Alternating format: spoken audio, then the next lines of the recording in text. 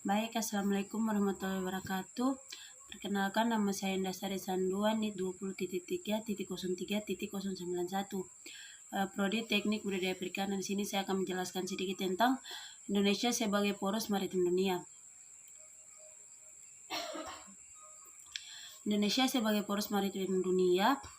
Poros maritim di dunia bertujuan meningkatkan Indonesia sebagai negara maritim yang besar, kuat, dan makmur melalui pengembalian identitas Indonesia sebagai bangsa maritim, pengamanan kepentingan dan keamanan maritim, serta memperdayakan potensi maritim untuk mewujudkan pemerataan ekonomi Indonesia.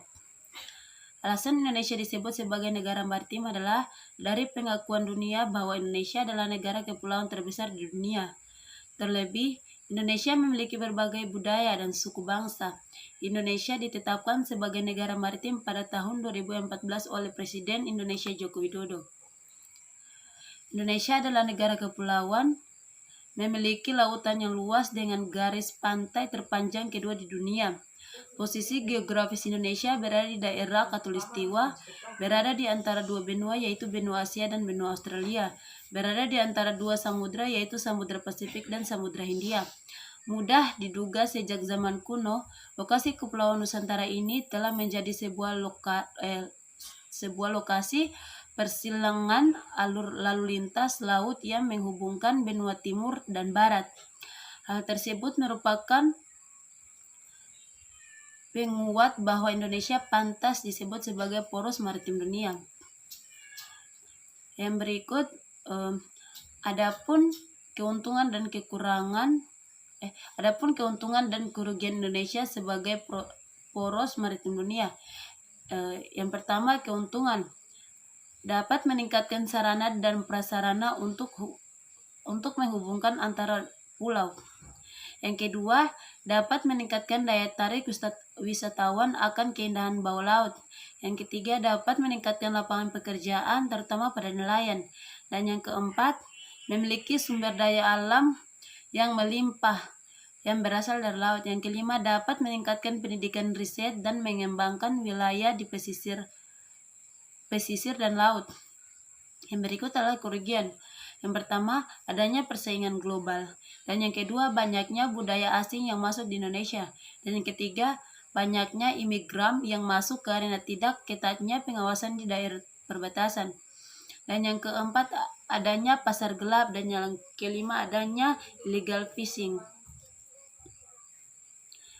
Potensi maritim Indonesia, potensi pembangunan, sumber daya yang diperbaharui seperti perikanan atau perikanan tangkap, budidaya pasca panen, hutan mangrove, terumbu karang, industri bioteknologi, kelautan dan pulau-pulau kecil. Sumber daya yang tidak dapat diperbaharui seperti minyak bumi dan gas, bahan tambang dan mineral lainnya, serta harta karun bawah laut. Energi kelautan seperti pasang surut, gelombang, angin,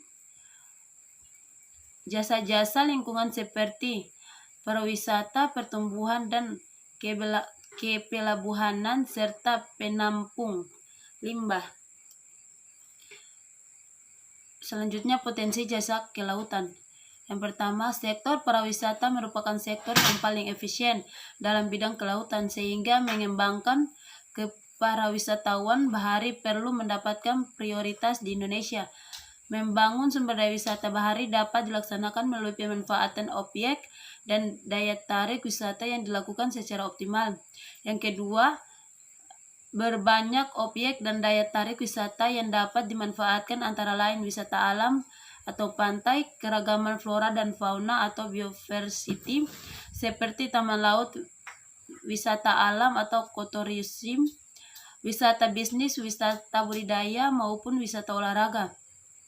Dengan potensi wisata bahari yang terbesar di hampir sebagian besar kabupaten atau kota yang memiliki pesisir atau membawa dampak langsung yang sangat besar kepada pendapatan masyarakat lokal dan pemerintah daerah. Laut sebagai persatuan bangsa. Melalui Deklarasi Sumpah Pemuda 28 Oktober 1928, para pendiri bangsa menyadari sepenuhnya bahwa perairan selatan dan lautan antara pulau-pulau Nusantara adalah suatu kesatuan yang utuh. Perairan selatan dan lautan adalah mempersatukan dan bukan pemisah belasan ribu pulau-pulau Indonesia. Dari Pulau Rondo hingga Merauke, dari Pulau Migas hingga Pulau Deli, dan Pulau Sikatung hingga Pulau Endana. Yang berikut, laut sebagai sarana konektivitas antara wilayah. Melalui laut, orang dari berbagai bangsa menjelaskan aktivitas perekonomian melalui jasa pelayanan antara benua atau antara pulau. Laut Nusantara telah diramaikan oleh kapal-kapal dan berbagai penjuru dunia dengan sarana transportasi air laut. Komoditi perdagangan dibawa dari satu tempat ke tempat lain untuk diperdagangkan. Baik, mungkin itu saja penjelasan sedikit tentang materi yang telah diberikan. Akhir kata saya ucapkan wabillahi taufiq wal hidayah. Wassalamualaikum warahmatullahi wabarakatuh.